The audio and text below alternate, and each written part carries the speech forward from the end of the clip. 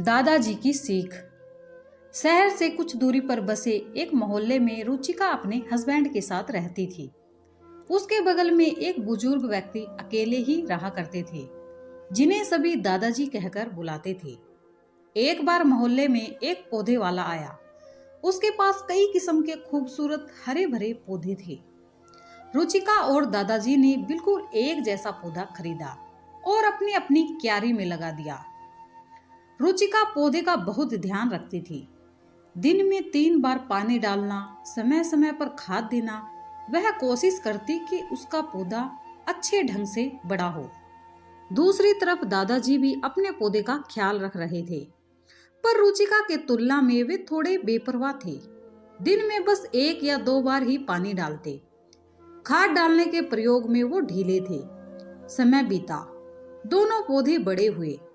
रुचिका का पौधा हरा भरा और बेहद खूबसूरत था। दूसरी तरफ दादाजी का पौधा अभी भी अपने अच्छे रूप में नहीं आ पाया था। यह देखकर रुचिका मन ही मन पौधे के विषय में अपनी जानकारी और देखभाल करने की लगन को लेकर गर्व महसूस करती थी। फिर एक रात अचानक ही मौसम बिगड़ा।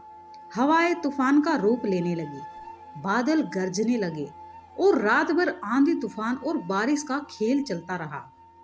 जब सुबह मौसम शांत हुआ तो रुचिका और दादाजी एक साथ ही अपने पौधे के पास पहुंचे।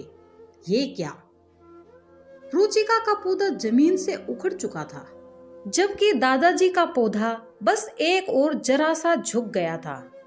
रुचिका ने घबराहट और दुख भरे शब्दों में प्रश्न किया, ऐसा क्यों हुआ दादाजी? हम दोनों के पौधे बिल्कुल एक तरह के थे, बल्कि आपसे अधिक तो मैंने अपने पौधे की देखभाल की थी। फिर भी आपका पौधा प्रकृति की इस चोट को कैसे झेल गया?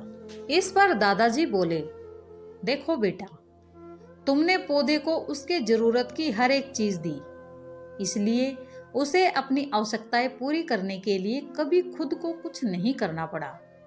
न उसे पानी तलाशने के लिए अपनी जड़ें जमीन के अंदर तक गाड़नी पड़ी, ना कीट पतंगों से बचने के लिए अपनी प्रतिरोधक क्षमता पैदा करनी पड़ी। नतीजा ये हुआ कि तुम्हारा पौधा बाहर से खूबसूरत हरा भरा दिखाई पड़ रहा था, पर अंदर से कमजोर था और इसी वजह से कल रात के तूफान को झेल नहीं पाया और उखड़कर एक तरफ गिर गया। जबकि मैंने अपने पौधे की बस इतनी देखभाल की कि वह जीवित रहे। इसलिए मेरे पौधे ने खुद को जिंदा रखने के लिए अपनी जड़ें गहरी जमा ली और अपनी प्रतिरोधक क्षमता को भी विकसित कर लिया और आसानी से प्रकृति के इस प्रहार को झेल गया। रुचिका अब अपनी गलती समझ चुकी थी, पर अब वह पछताने के सिवा और कुछ नहीं कर सकती थी। दोस्तों, आजकल परिवार छोटे होने लगे हैं। ऐसे में माता पिता बच्चों को इतना कुछ करके देते हैं कि बच्चे को खुद करने और संघर्ष करने का मौका ही नहीं मिल रहा। इसलिए जरूरी है कि हम एक सही अंतराल के साथ अपने बच्चों को पाले पोसे और सही परवरिश दें, ताकि वे उस पौधे की तरह बने जो मुसीबतों के आने पर गिरे नहीं, बल्कि अपना सीना चौड़ा कर उनका सामना कर सके।